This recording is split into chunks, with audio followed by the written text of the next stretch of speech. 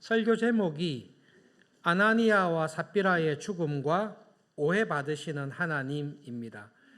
사람들 중에서도 오해받는 거 되게 싫어하는 사람이 있습니다. 차라리 오해받느니 내가 죽는 게 낫다 할 정도로 어떤 사람을 부당하게 오해하는 것은 마음에 큰 상처를 줍니다. 그런데 신앙생활을 하면서 성경을 쭉 보다 보면 하나님처럼 오해를 받은 분도 없겠구나. 안 믿는 사람들뿐만 아니라 심지어 믿는 사람들, 교인들에게서조차도 하나님께서는 오해를 많이 받으셨겠구나. 오해받은 거로 인해서 속이 시커멓게 타들어간 것을 비교해 보면 하나님 속이 제일 시커멓게 타들어갔겠구나. 그런 생각을 할 때가 있습니다. 아나니아와 삽비라가 졸지에 갑자기 이렇게 죽임을 당했습니다. 지금은 우리가 생각을 합니다만 여러분 한 몇 달 지나서 혹은 몇 년 지나서 안 믿는 사람들이나 교인들끼리 아나니아와 삽비라가 왜 죽었지요? 이렇게 물었을 때에 정확하게 답을 하실 분도 계시겠지만 막연하게 그 헌금을 다 안 내가지고 헌금을 다 냈으면 안 죽었을 텐데 괜히 헌금 숨가가지고 죽었다. 우리가 그렇게 생각할 수 있습니다. 그런데 여러분 그 생각을 하나님에게 가서 물어보십시오. 하나님 솔직하게 말해보십시오. 사실은 헌금 많이 안 해서 죽였지요.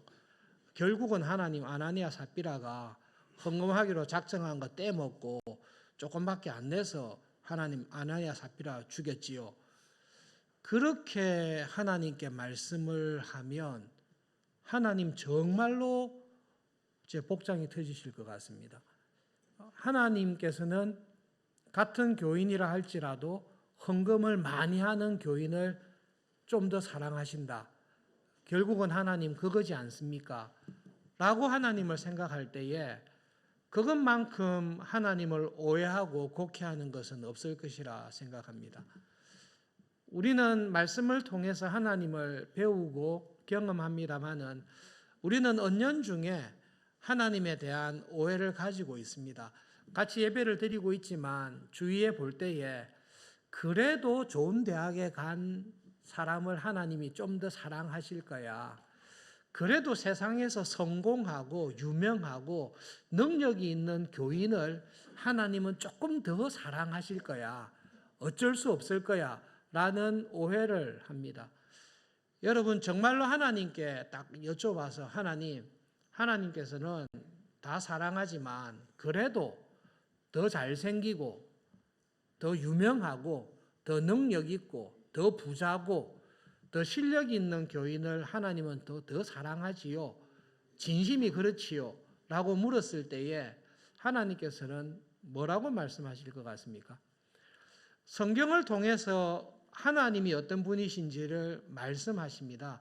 여러분 어렵지 않게 부모님을 생각해 보십시오. 저도 5형제인데요. 이민교회 때 8명의 자녀를 가진 집사님이 계셨습니다. 다 다릅니다. 똑똑한 자녀도 있고 모자란 자녀도 있고 그럴 때 그 집사님에게 집사님 8명의 자녀 중에서 그래도 똑똑하고 성공하고 돈 잘 벌고 부모님에게 용돈을 더 많이 주는 자녀가 더 사랑스럽지요? 라고 물었을 때에 제정신인 부모는 그 말에 동의하지 않습니다. 아닙니다.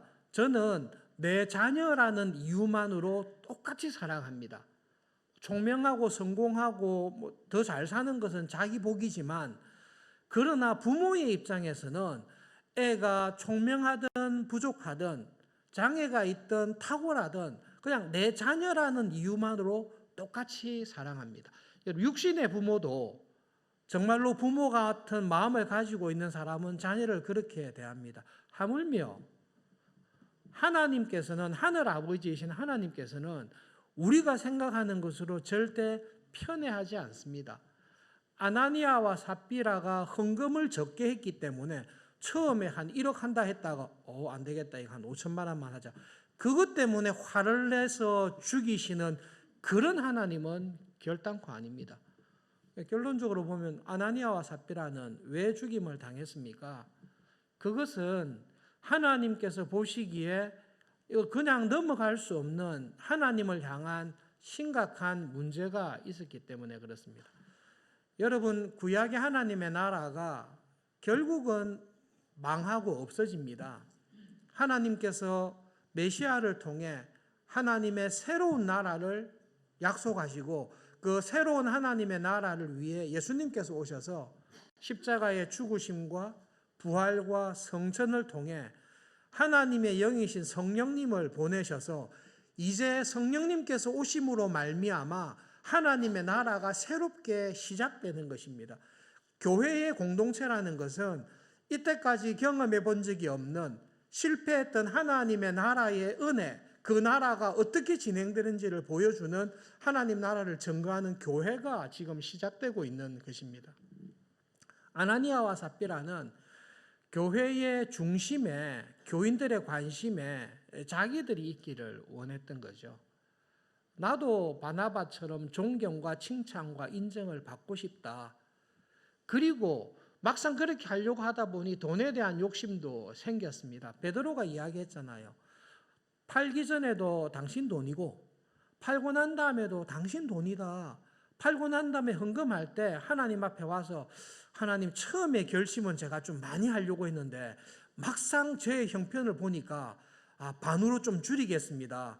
저의 믿음이 그러하기 때문에 또 노후도 대비해야 되기 때문에 죄송합니다만 하나님 반만 받아주십시오 라고 했을 때 하나님께서 알겠다고, 잘했다고, 너와 같은 교인도 없다고 칭찬했을 것이다. 그게 베드로를 통해 하나님께서 말씀하신 것입니다. 그런데 아나니아와 삽비라의 마음에는 돈에 대한 욕심과 함께 사람들에게 존경과 칭찬을 받고 싶은 그 마음이 하나님을 속이는 것까지 간 것입니다. 사탄이 그럴 때 교회 일을, 믿음 생활을 해서 큰 일을 하려고 할 때, 선한 일을 하려고 할 때에 사탄이 딱 틈탑니다. 아무도 모른다. 아무도 모른다. 하나님도 모른다. 그래서 이렇게 하면 사람들에게 존경과 칭찬도 다 받고 교인들에게 너희들의 명성을 나타낸다. 하나님도 모를 거다. 거기에 마음이 유혹당하여서 욕심에 의해서 모의를 한 것이죠. 아나니아와 삽비라는 왜 죽임을 당합니까? 거룩한 하나님의 교회에 진리와 은혜의 나라에 거짓을 통해서 하나님의 영광을 보다 자기들의 영광을 취하려고 모의하고 계획했던 것, 그것으로 말미암아 교회 안에 세상의 원리를 가지고 들어오려고 했던 것, 그것에 대해서 하나님께서 경고하신 것입니다. 하나님의 나라는, 주님의 교회는 그러한 것으로 주목받거나 그런 것으로 오염돼서는 안 된다. 성령님을 속일 수는 없다. 그것에 대해서 교회에 하나님께서 준엄하게 경고하신 것입니다. 그래서 여러분, 아나니아와 삽비라가 왜 죽게 되었습니까? 헌금을 작게 해서 하나님께서 주겠다, 이렇게 되시면 하나님을 오해하시는 것입니다. 하나님의 마음속에 있는 것은 그와 다릅니다. 여러분, 나중에도 다시 살펴보겠지만 주일에 봉헌을 하실 때에 하나님께서 중요하게 보시는 것은 누가 제일 헌금 액수를 많이 하는가, 그것을 하나님께서 보시지 않습니다. 여러분, 헌금의 액수는 우리에게는 당연하게 하나님에 대한 사랑의 표현입니다. 감사의 표현입니다. 받은 사랑이 많고 감사할 것이 많으면 많이 주게 되어 있습니다. 받은 사랑이 작으면, 하나님에 대한 사랑이 적으면 굳이 많이 낼 필요가 없습니다. 그래서 하나님께서는 절개 내는 사람, 기꺼이 내는 사람, 그리고 많이 내는 사람, 그것을 볼 때에 액수를 보는 것이 아니라 그 액수와 함께 그 사람이 하나님을 향한 사랑과 감사의 마음을 딱 보십니다. 정말로 하나님께서는 그렇습니까? 예, 두 가지 다 중요합니다만은 과부의 2렙돈의 헌금을 기억해 보십시오. 많은 사람들이 성전 헌금함에 많은 돈을 넣었고 부자들도 많이 넣었습니다. 예수님께서는 그들의 헌금 액수뿐만 아니라 이 사람이 어떤 형편 속에서 어떤 믿음과 사랑을 가지고 어떤 희생을 하면서 감사함으로 드렸는지를 보시고 모든 사람들이 이야기한 것입니다. 과부가 가장 많은 헌금을 냈다. 궁핍한 가운데 하나님에 대한 믿음과 감사와 사랑을 가지고 냈다. 하나님께서는 이 과부를 사랑하신다. 그러므로 여러분, 하나님 앞에 나와서 헌금을 드리거나 봉사를 할 때에 마음과 형식과 본질을 항상 함께 가져갈 수 있도록 관심을 기울이실 수 있기를 바랍니다. 이것과 관련해서 두 번째로 하나님에 대해서 오해하는 것이 있는데요.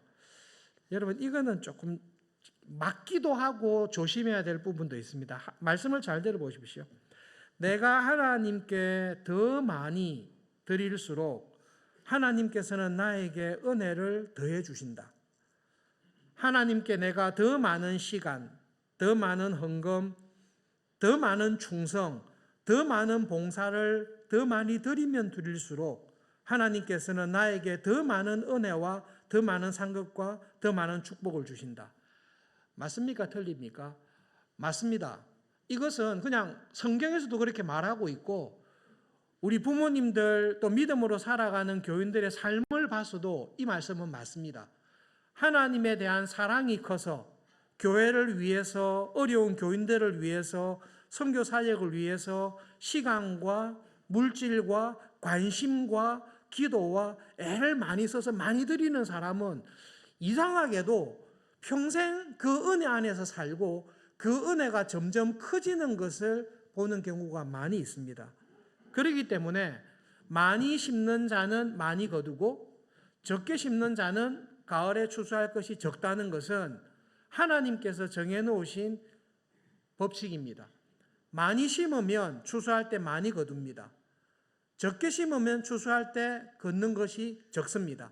하나님에 대해 많은 것을 바치고 많은 것을 드리면 하나님께서 거기에 대해서 나에게 주는 것이 많습니다. 받은 은혜가 많습니다. 그런데 여러분, 이것이 이 좋은 진리가 사탄이 들어와서 살짝 비틀어서 우리를 유혹과 시험에 빠지게 하는 경우가 있습니다.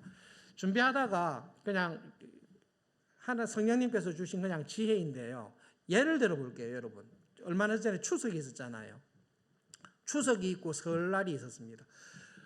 부모님께 받은 은혜와 사랑이 많아서 설날 때, 추석 때 먼 거리를 마다하지 않고 부모님을 찾아뵙고 인사를 드립니다. 그리고 부모님께 받은 사랑에 감사해서 어릴 때는 그 세배하고 돈을 받았잖아요. 불로소득 중에 제일 큰 수입이 좋은 게 설날 때 세배하고 돈 받는 건데요. 결혼하면 이제 부모님께 드리잖아요. 이게 감사함으로 드리는 거죠. 그래서 아버지 어머니 정말로 감사합니다. 저희들이 감사하는 마음으로 추석 용돈입니다. 설날 용돈입니다. 그렇게 한 5만 원, 10만 원을 드렸어요. 그런데 인사하고 고향으로 돌아오려고 하는데 아버지께서 부르세요.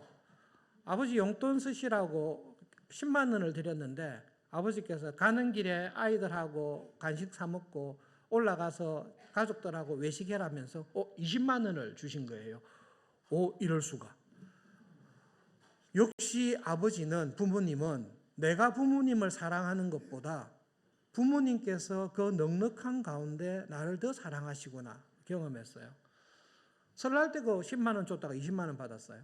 추석에 갈 때 그 부모님의 사랑이 감사해서 여보 우리 이번에는 그냥 지난번에 받은 것도니까 20만 원을 드리자. 20만 원을 드렸어요. 추석 때 올라오는데 부모님이 부르셔서 40만 원을 주시는 거예요. 와, 역시 감사하다. 근데 이게 계속 반복된 거죠. 그래서 부모님은 내가 드리는 배를 주시구나. 이것을 매년 경험하면서 착한 아들은 이렇게 생각합니다.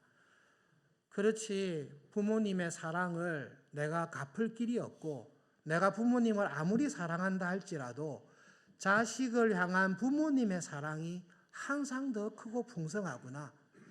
그러면서 이 드리는 것이 감사하면서도 미안하고, 그러나 자기가 할 수 있는 범위 내에서 기꺼이 드릴 때마다 부모님이 더 많이 주시는 것을 보면서 아버지의 사랑이, 어머니의 사랑이 이렇구나. 그것을 깨달으면서 사는 아들이 있습니다. 착한 아들입니다. 그런데 조금 문제가 있는 교묘한 아들이 있습니다. 아버지 어머니 비밀을 알았습니다. 10만 원을 드리면 20만 원을 주시구나. 20만 원을 드렸더니 40만 원을 주시구나. 50만 원을 드렸더니 100만 원을 주시구나. 알았습니다. 그래서 아내하고 작정을 했습니다. 우리 적금을 깨자. 100만 원을 드리자. 100만 원을 드렸더니 아버지께서 200만 원을 주셨습니다. 은행에 빚을 내자. 1000만 원을 드리자. 그러면 2000만 원을 주실 거다. 여러분, 그렇게 됐을 때 이 아들의 변화를 보십시오. 처음에 아버지에게 가서, 어머니에 가서 감사하고 용돈을 드렸을 때는 키워주시고 사랑해주시고 기도해주시는 부모님의 사랑과 은혜가 너무 감사해서 용돈을 드렸습니다. 근데 이게 딱 되다가 뭘 알았는가 하면, 2배로 주시구나. 내가 100만 원을 하면 200만 원을 드리겠구나. 좋다. 이번에는 200만 원을 드리자라고 할 때에 그 아들의 마음에는 부모님의 은혜에 대한 감사와 사랑은 중심에서 사라진 아들입니다. 그리고 그 아버지와 어머니에게 용돈을 많이 드리는 마음의 중심에는 아버지의 사랑을, 어머니의 사랑을 이용하고 계산하는, 그래서 더 많은 것을 받아내려는 그 마음이 이 사람 안에 딱 들어가 있습니다. 하나님을 믿고 믿음으로 살아갈 때에 하나님께 드리는 것이 많을수록, 하나님을 더 사랑하고 더 많이 드릴수록 하나님께서는 그 사람에게 더 많은 은혜를 주십니다.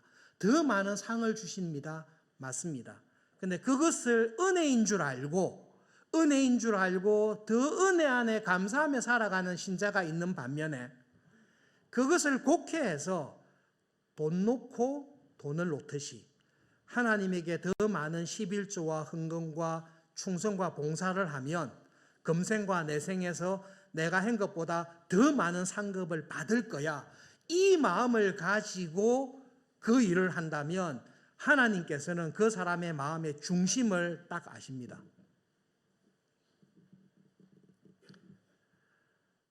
하나님도 모를 거야.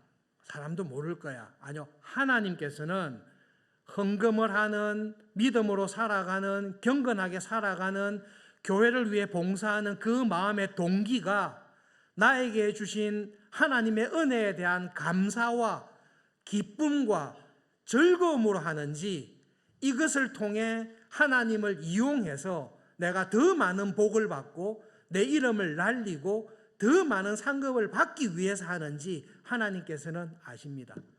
바나바가 밭을 팔아서 교회를 위해서 하나님 앞에 헌물을 드렸을 때에 바나바의 마음속에는 이거 바쳤으니까 하나님께서 더 큰 땅을 사게 해주는 복을 주실 거야. 내가 이렇게 바쳤으니까 천국에서 상급이 더 많을 거야. 내가 낸 것보다 한 10배는 주실 거야. 이런 마음이 바나바에게는 전혀 없습니다. 그런 계산이 없는 사람입니다. 정말로 하나님의 은혜 안에 성령님이 충만하여 믿음 안에서 거하고 있는 사람은 하나님께 무언가를 드릴 때에 하나님 저에게 주신 은혜로 이미 저는 족합니다.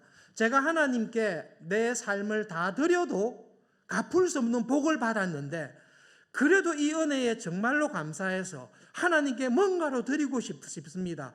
밭을 팔아서 드리고 싶습니다. 저의 시간을 내어서 주님의 일에 봉사하고 싶습니다.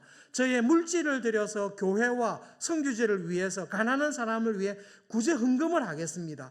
하나님, 제가 이렇게 하나님께 감사할 수 있고 드릴 수 있다는 것 자체가 저에게는 은혜와 복입니다. 하나님께서 이거 기쁘게 받아주시는 것만으로 저에게는 복입니다. 그것이 믿음 안에서 살아가는 사람입니다. 여러분, 이게 참 중요하기 때문에 기억하시기 위해서 전혀 모르는 라틴어 단어를 잠깐만 보겠습니다. 잠깐만 비추어 주시죠. 라틴어 단어는 그냥 발음 그대로 읽으면 됩니다. 메리툼 데 콘디그노. 메릿이 공로라는 거예요. 공로 중에 두 가지 공로가 있습니다. 메리툼 데 콘디그노, 이거는 진짜 공로입니다. 완전하게 하나님께서조차 인정할 수밖에 없는 공로입니다. 이 공로는 하나님의 의의 기준으로 볼 때 부족하거나 불순물이 섞이거나 인간적인 욕심이나 계산이 전혀 있지 아니하는, 그리고 하나님께서 하라고 한 모든 일을 평생 동안 한 번도 실수하지 않고, 한 번도 미워하지 않고, 한 번도 음욕을 품지 않고, 한 번도 욕하지 않고, 하나님의 모든 명령에 완벽하게 순종해서 하나님의 기준에 비추어 볼 때도 이거는 너무 완벽한 공로다, 너무 완벽한 순종이다. 그래서 이 순종에 대해서는 하나님께서 보상을 해야 될 수밖에 없는, 보상을 반드시 해줘야 되고 복을 반드시 주고 상을 반드시 줄 수밖에 없는 공로가 있습니다. 그게 메리툼 데 콘디그노입니다. 이 공로를 한 사람은 예수님밖에 없습니다. 하나님께서 하나님의 말씀에 순종하고 충성하고 봉사해서 그 순종과 봉사가 너무 완벽하고 퍼펙트해서 와, 흠잡을 게 없어서 네가 한 순종에 대해서는 내가 빚졌다, 내가 상을 반드시 줄 수밖에 없다라는 메리툼 데 콘디그노를 한 사람은 예수님밖에 없습니다. 예수님께서 모든 순종을 통해 하나님 앞에 당당히 이야기하는 것입니다. 내가 하나님 앞에서 이루었던 모든 순종으로 말미암아 나를 믿는 모든 자를 하나님이 구원해 주십시오 할 때 하나님은 무조건 구원해 주셔야 됩니다. 그것이 예수님께서 이루셨던 지상사역의 놀라운 공로입니다. 그런데 이것과 달리 메리툼 데 콘그루오라는 게 있습니다. 이건 공로긴 공로인데 하나님께서 하나님의 기준에 비추어 볼 때는 예수님께서 하셨던 공로와 같이 완벽하지 않습니다. 더러운 게 묻어 있고 욕심도 묻어 있고 그런 것입니다. 여러분, 이걸 어떻게 생각하시면 되는가 하면요, 추석이나 설에 자녀가 먼 길을 마다 않고 부모님에게 인사하러 가서 저라고 인사했을 때 그 자녀에게 부모가 용돈을 줘야 될, 상급을 줘야 될 이유가 없습니다. 자녀는 부모에게 당연히 그렇게 해야 되는 것입니다. 아니, 부모님이 연로하시고 아프시면 부모님 옆에 딱 붙어가지고 자식으로서 부모에게 효도하고 자식으로서 해야 될 도리를 다 해야 되는 것입니다.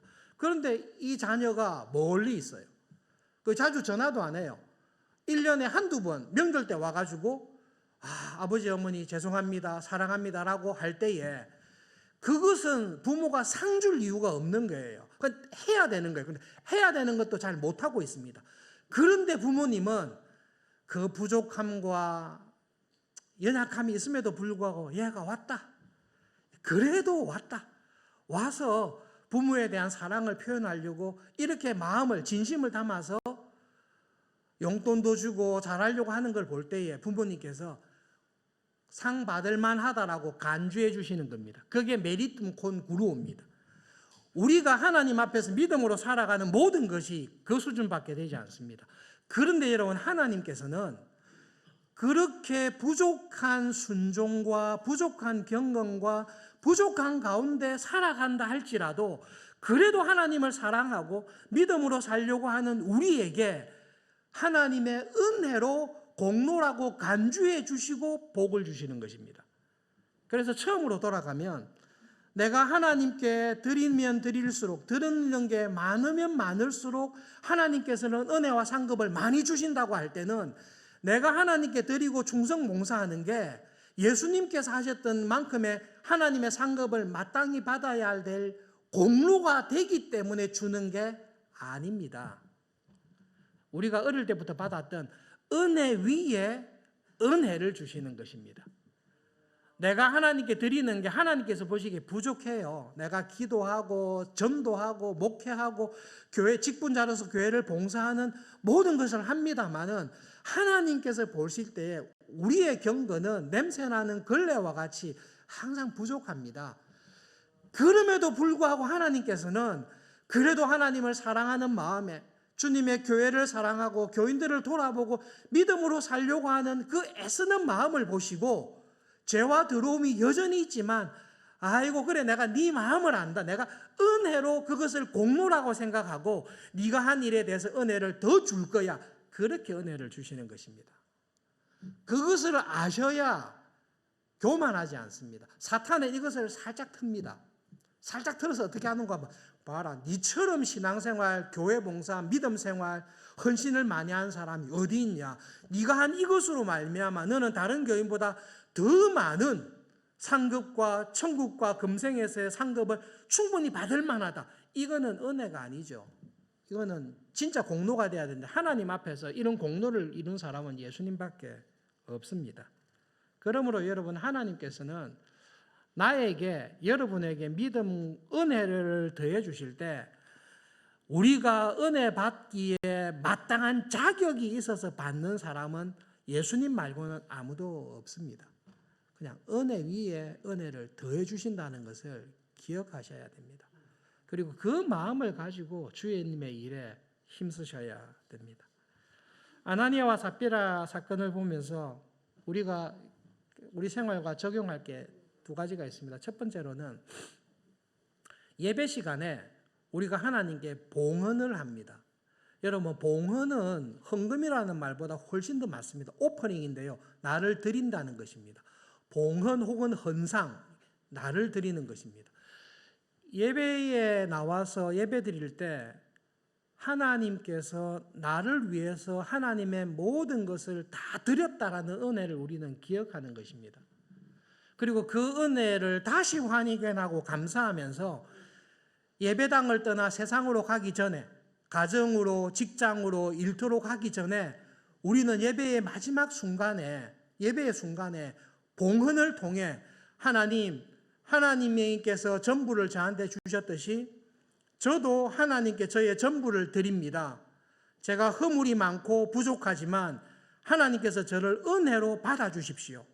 그리고 이 세상에서 살아갈 때에 하나님의 사람으로 하나님께 온전히 드린 나실인처럼 하나님의 사람으로 살아가기를 소원하오니 저를 받아주시고 은혜를 주십시오 라고 우리를 드리는 것이 봉헌입니다. 교인들 가운데 봉헌 시간에 1년 내내 봉헌을 헌금을 전혀 하지 않은 교인들이 간혹 있습니다. 이민교회에서도 있습니다. 하나님께 드릴 헌금도 없고 돈도 없고 넣자니 좀 구차하고 여러 가지 이유가 있을 수 있는데요. 여러분 하나님께서는 여러분의 액수에 관심을 두는 게 아니라 하나님 저를 받아주십시오.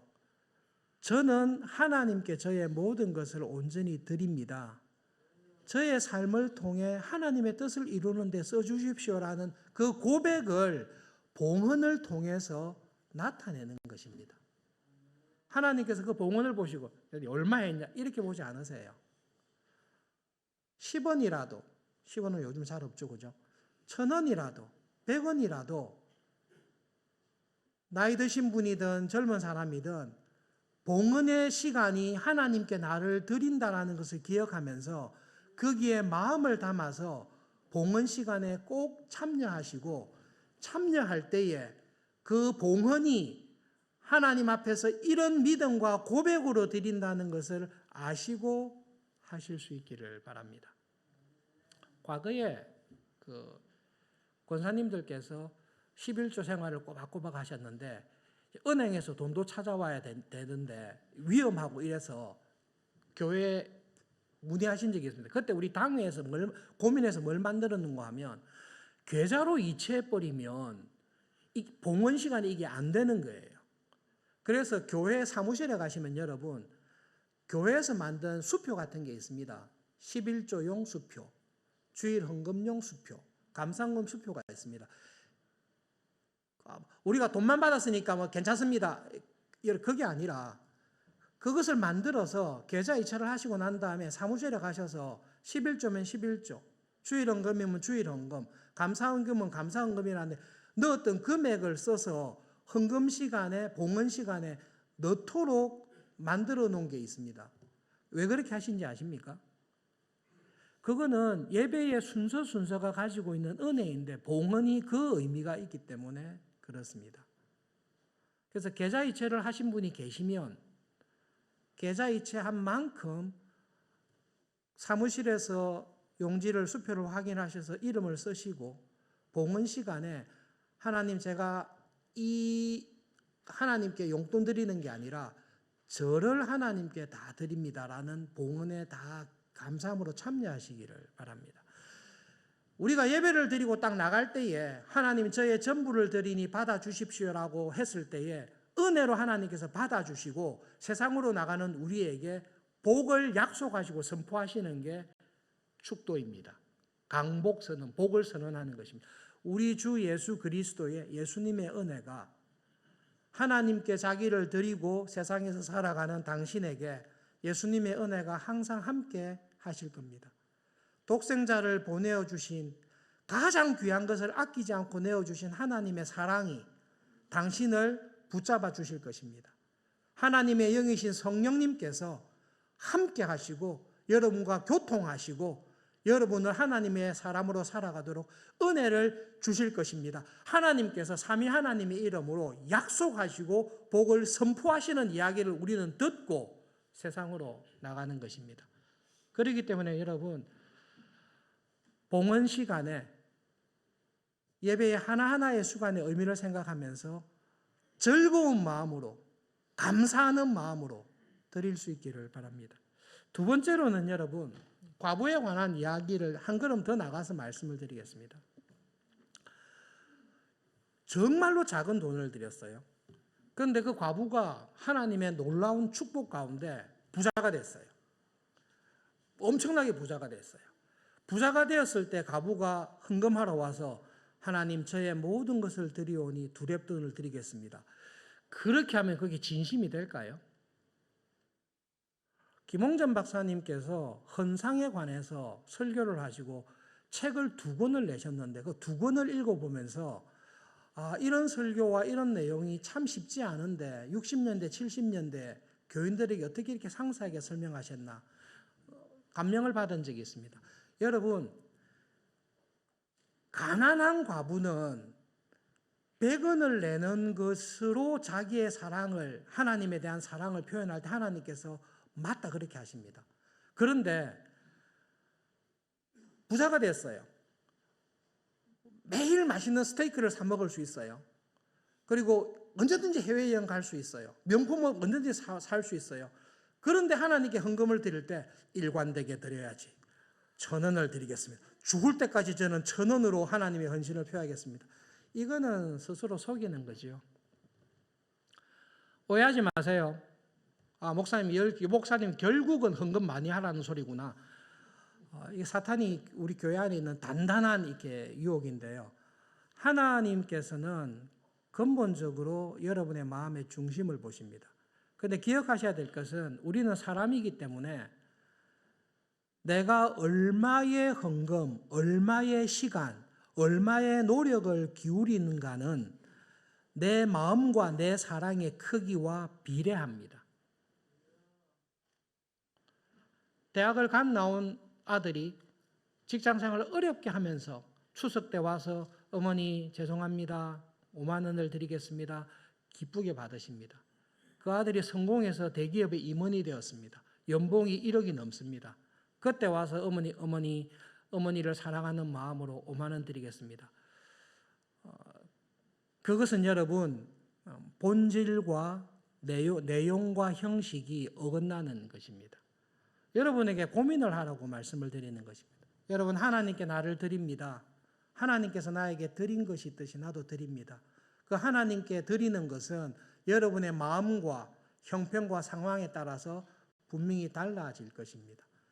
하나님께서 원하시는 사람은 어떤 사람입니까? 억지로 하는 사람, 인색하게 하는 사람 좋아하지 않습니다. 부모님에게 용돈을 드리는데 아들 부부가 얼마를 드리는가 가지고 싸웠습니다. 이 정도는 드려야지. 아니 우리가 어떻게 그렇게 드려? 이렇게 싸우고 난 다음에 억지로 용돈 쓰십시오라고 드렸을 때에 부모님이 그 싸웠던 배경을 아시면 기쁘게 받으시겠습니까? 억지로 하지 마십시오. 인색하게 하지 마십시오. 하나님께서는 절겨내는 사람. 기쁩니다. 제가 부모님에게 이렇게 용돈을 드릴 수 있으니 참 기쁩니다. 저의 형편이 나아져서 이전과 달리 이렇게도 드릴 수 있으니 아버지 어머니 저는 정말로 기쁩니다. 이게 기쁨과 즐거움입니다. 제가 하나님께 이렇게 드리는 게 저한테 너무 기쁩니다. 근데 사실 이것도 하나님께서 주신 건데 하나님께서 주신 것을 가지고 하나님께 또 드릴 수 있으니 기쁩니다. 너무 즐겁습니다. 그런 사람을 하나님께서 사랑하십니다. 하나님 나라 가실 때까지 그 하나님의 은혜에 감사하시고 사랑하시면서 헌신하시면서 살아가는 여러분 우리 모두가 되면 좋겠습니다. 말씀을 기억하면서 기도하겠습니다.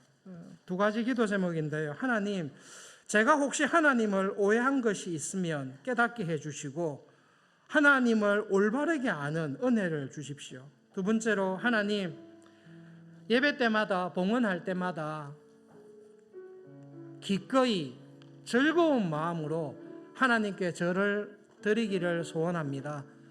하나님께 받은 것이 많을수록 즐거운 마음으로 더 드리며 살아가기를 소원합니다. 그 은혜 안에 저를 붙잡아 주십시오. 기도하겠습니다.